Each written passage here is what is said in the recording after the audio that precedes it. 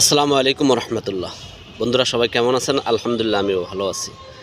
আজকে একটা বিশেষ কারণে আপনাদের সামনে হাজির হলাম। তা হচ্ছে, একদিকে আমেরিকা বিশ্বব্যাপী যুদ্ধ অস্ত্র বিক্রি নিয়ে ব্যস্ত, আর বিশ্বের আরেক প্রান্তে যেখানে ক্ষুধার্ত শিশুদের হাহাকার। আপনারা কিছুদিন আগে বা গত দু একদিনের ভিতরে একটা ভিডিও ভাইরাল হয়েছে, দেখছেন।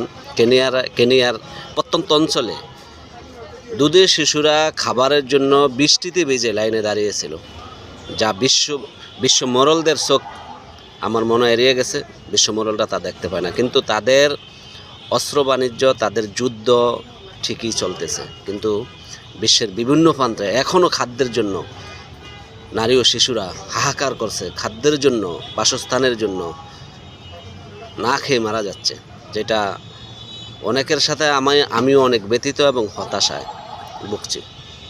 আসলে একটা কথা কি, এই জায়নিস্টরা, সাম্রাজ্যবাদী মার্কিন আধিপত্যবাদ বিশ্বব্যাপী তাদের অস্ত্র বাণিজ্য টিকিয়ে রাখার জন্য বিশ্বের শান্তিপ্রিয় অঞ্চলগুলোতে যুদ্ধ বাজিয়ে দিয়ে তারা তাদের অস্ত্র বিক্রি করতেছে। কিন্তু আপনি একটা জিনিস খেয়াল রাখবেন, একটা জিনিস লক্ষ্য করেন, বিশ্বের বিভিন্ন প্রান্তে, বিশেষ করে আফ্রিকার দেশগুলোতে খাদ্যের জন্য, বাসস্থানের জন্য, ক্ষুধা নিবারণের জন্য মানুষ যে কী কষ্ট করতেছে, এটা আসলে বিশ্ব মোড়লরা দেখেও না দেখার ভান করছে। আসলে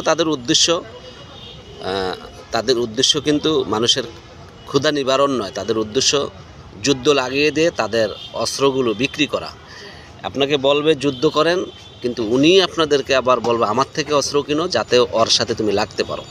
এই যে বিশ্বব্যাপী এই বিশ্ব ব্যবস্থা, আসলে এটা খুবই একটা নোংরামি। আসলে ডলার কেন্দ্রিক বিশ্ব ব্যবস্থায় এখন মানবতার জন্য মারাত্মক হুমকি হয়ে দাঁড়াচ্ছে। এর থেকে উত্তরণের জন্য যারা সেকেন্ড স্তরের বিশ্ব নেতা আছেন তাদের ভাবা উচিত। বিশেষ করে রাশিয়া, চীন, ভারত, এই রাষ্ট্রগুলোকে এই আমেরিকা কেন্দ্রিক বিশ্ব ব্যবস্থার থেকে বেরিয়ে আসার জন্য তাদের লিড দেওয়া দরকার, তাদের আরও কিছু করা দরকার, যার থেকে সাধারণ মানুষ, ক্ষুধার্ত মানুষ মুক্তি পাবে, এই সমস্ত আমেরিকার আধিপত্যবাদ থেকে মানুষ রেহাই পাবে। ইনশাল্লাহ আমিও আপনাদের মতো খুবই চিন্তিত।